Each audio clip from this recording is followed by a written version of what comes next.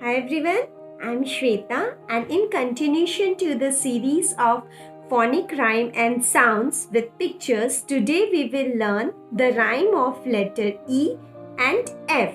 Children learn faster sound of letter with the help of phonic rhymes. So let's start with the rhyme of letter E. The sound of letter E is A. The sound of letter E is A. So let's start singing the rhyme. This action shows the elephant's trunk. Okay, so let's start. Elephants in the jungle, ah, ah, ah. Elephants in the jungle, ah, ah, ah. Elephants in the jungle, ah, ah, ah.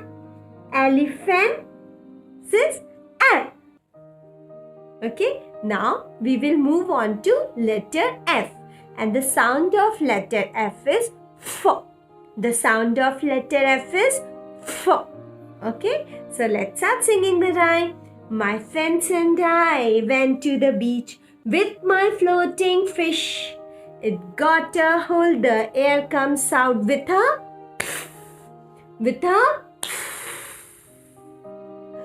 okay, hope letter E and F. In case if you have missed the previous rhymes of letter A, B, C and D, the link is mentioned in the description box.